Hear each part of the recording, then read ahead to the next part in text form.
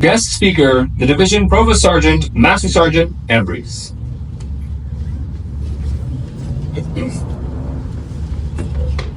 Good afternoon, Colonel Talon, Sergeant Major Steele. I'd like to begin by expressing my gratitude to First Sergeant Kozane for inviting me to speak today. It's truly an honor and privilege. My name is Master Sergeant Sean Ambrose, and I served here at Fort Carson deploying with the MP Battalion to Afghanistan's Kunar province from 2009 to 2010, and from 2011 to 2012. So today I'm going to be that old war dog sharing with you two battles that shaped my leadership style. I recognize that many of you have different MOSs, primarily in support roles. However, as a military police soldier who is considered combat support, I've learned that in wartime, our MOS often takes a backseat to the mission and the needs on the ground. I found myself thrown into a medic and designated squad marksman role. It's crucial to keep in mind the fundamentals of soldiering as they lay the groundwork for effective leadership. My speech today isn't going to be the traditional boring Army values and NCO Creed-driven dialogue telling you how von Steuben would have conducted a 4856. When I'm given a platform such as this to speak, I use it to remember those I served with. I'm a true historian of this game, and I do my best to recognize those who came before me and understand what I've been a part of.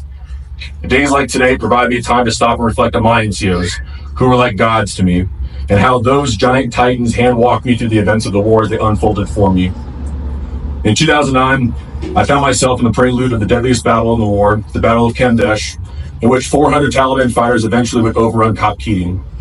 Those same enemy fighters were moving in position to use us as target practice 27 days prior. On the morning of September 10th, 2009, our squad was activated to help medevac others from a unit cut off the mountain who were cut off by a singular sniper from what we were told. This experience laid the foundation for my understanding of what it truly means to lead in combat and shape my approach to leadership moving forward. Nervously, not knowing what to do, I watched as my team leaders all selflessly volunteered to go up the mountain and walk into the unknown, which gave me the courage to volunteer to go up with them. The 8 of us dodged sniper rounds for 200 meters to where the cut-off Americans should have been, but the broken radio communications from the Hindu Kush Mountains cleared up, and we were notified that 200 was wrongly transmitted when it was actually 2,000 meters. With no water or food, my leaders kept a stern face and they tackled the next obstacle. Maneuvering around a sniper above us, as well as enemy fighters in Bin Laden's safe house in Saw Valley to our rear, brought a slow, moving, and tedious progress. At one point, Taliban patrols maneuvered between both of our elements and got within 20 meters of us, but were silenced from our hand grenades. Once parallel with the casualties, you can now see my lieutenant from 361 Cav, Lieutenant Tyler Parton, 175 meters in the open, dead. Multiple others wounded, pinned down against rocks. A squad leader was shot in the legs, couldn't run, and I could see him use Lieutenant Parton's body as a shield as the sniper was trying to penetrate LT's body to hit him. Little did we know it was not a singular sniper. We had 3 snipers covering every angle, as well as 100 enemy plus fighters maneuvering around us, hoping that our now rescue team would need a rescue team. With air support and heavy smoke missions, we were able to run towards the snipers and start grabbing the wounded. I worked on an Afghan soldier who was shot in the leg, and another American squad leader who was shot twice in the knee and once in the mouth. I started to have self-doubt if any of this was even possible, if we could make it down the mountain without paying a bigger price. Negative thoughts started to impair my judgment, but every time I looked up, my leaders kept a stern look on their face, and they tackled the next obstacle. Being that I was the only soldier with a bunch of NCOs, they did everything in their power to keep me going and think of themselves second.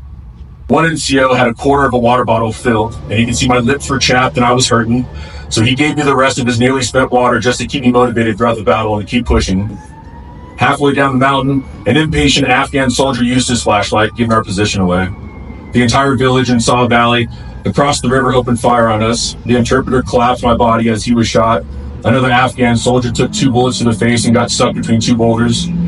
Things started to black out, and right when I was reaching heat exhaustion, right before I did, I heard my first sergeant yell into the radio, "Broken Arrow." Broken Arrow was an unofficial Vietnam term for all air assets to come to the need of a unit on verge of complete destruction. As I woke to my body being pelted by brass falling from the sky, I looked above me to see what I could only describe as pure sacrifice and leadership. A pilot, who saw us extremely pinned down, brought his Kiowa helicopter down to gun level so that the enemy bullets could penetrate his aircraft and not us. C-130 Spectre gunships and Apache helicopters were coming in for as many gun runs as they could. As I sat up to move down, I saw a big red ball from a Russian-made B-10 rocket. As it slammed into the rock wall, I was laying behind, peppering shrapnel to my shoulder and dislocating it. One of my team leaders had to use the buttstock of his rifle and slammed my shoulder 5 times to get me back on my feet. With the help of air support, we were able to extract everyone off the mountain that day. Everything I witnessed that day helped build a foundation of my leadership style, which I would have to apply over a year later when I would have found my team completely cut off and surrounded. 8 months after coming home, I volunteered to go back to Afghanistan, where I was a sergeant this time, leading 3 young soldiers into combat. We were called to support Operation Diamond Head. The mission was simple: push into the Pesh Valley, bring support to the remote villages, and put bad guys in body bags. On the morning of August 4th, 2011, our squad was called to help the cut-off humanitarian aid convoy that left their own Afghan police officers in the kill zone, wounded and bleeding out.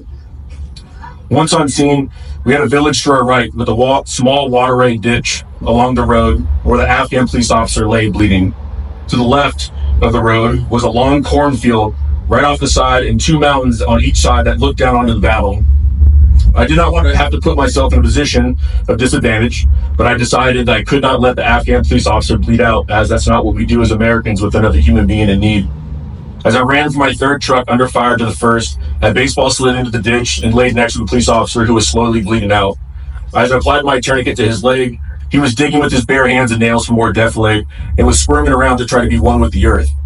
To calm him down, I pulled him into my body and laid on my side as enemy rounds were penetrating the ditch in hopes that if a stray round came in, my body armor would take the hit instead of him. Being I was in a situation I did not want to have to be in, my squad leader, Sarkaz, pulled his vehicle up and extracted 2 hand grenades, which I took as my cue to get out of the ditch. As I got my casualty on his feet, an F-16 came 100 feet off the ground for a show of force. Simultaneously, Sarkaz lobbed both grenades on the other side of the truck into the cornfield. As I put my casualty into the first truck, I looked into the cornfields, which were swaying back and forth heavy as enemy fighters were running straight at us. My last vivid thought was that the enemy was going to try and overrun our position. While attempting to keep the enemy back, the machine gun on truck 1 went down. My friend, Sergeant Lane, stood on top of the 10-foot truck, completely exposed, no armor, manually firing the machine gun against a danger close enemy. I grabbed my sniper rifle and got on top with him and fired precision shots into the village as he covered the cornfield. Our superiors told us to sustain our casualty and defend our position at all costs until the replacement unit got there in 15 minutes. Only 3 NCOs defended the ground alone. Sarkaz, Sergeant Lane, and I decided to cover the weak points of truck 1, which still had its machine gun down. Lane and Kaz covered the front in the village, and I covered the blind spots in the cornfield. I fired over 550 rounds from my M4, as well as 25 grenades from my 203 launcher, which ultimately disabled my own weapon. The driver of truck 1 gave me his 249. As I rounded the back of truck 1, it was then I was going to experience the scariest moment of my life. In slow motion, 3 Taliban fighters exited the cornfield, no more than 8 feet from me. All 4 of us were shocked to see one another. Time stopped, but the battle raged on outside of our glass bubble. All 3 of the Taliban fighters' eyes opened wide, yelled to one another, and started to raise their weapons at me. Using my weapon as a paintbrush, my canvas was their bodies. I aimed at the far right enemy fighter. While holding down the trigger, I traced the muzzle of my weapon from the right, and the recoil lifted it to the left.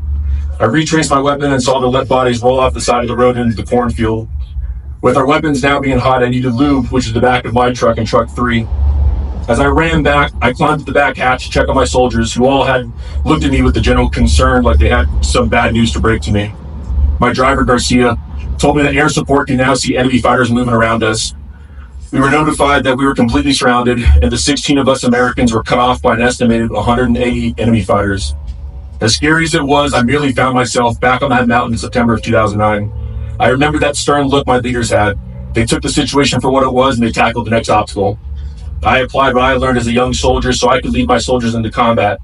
My soldiers who pleaded that they wanted to exit the vehicle and help us fight were met with my repeated denials. I gave instructions to my driver to get continuous show of force with the F-16s overhead. I motivated my gunner, who already had 15 kills within the last 30 minutes, to double that number in exchange for a case of Ripid energy drinks. My 3rd soldier had already been to Afghanistan before. I instructed him that he was in charge of my absence of the truck while I was gone and to be there for the other 2.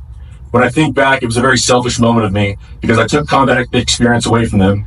It was my job to be in that truck, not his. But I knew how intense the fire was near truck 1 and they needed help. In my mind, it was my job to bring my soldiers back home alive. Their families entrusted me to make the right decisions, and in my mind, I refused to put my soldiers in a body bag. My soldiers would put me in one. As the battle raged, air support would conduct 25-meter danger close strafing runs into the cornfield. Finally, my fight would come to an end as I took shrapnel to the face. Soon after, en route care, we exfilled from the area, rescuing the entrapped Afghans. Now, I tell you these stories not just to replay a piece of history for you, but try to embody those leaders before you. Just because combat operations are not a part of everyday life anymore doesn't mean that they won't. We don't go too many years without finding ourselves in a conflict or in a situation in which soldiers have to put themselves in harm's way. You do not want that to look at your soldiers or have them looking at you realizing it was too late and that you didn't do your job in training them. You can easily have that effect as a leader without having to drag a corpse across the battlefield.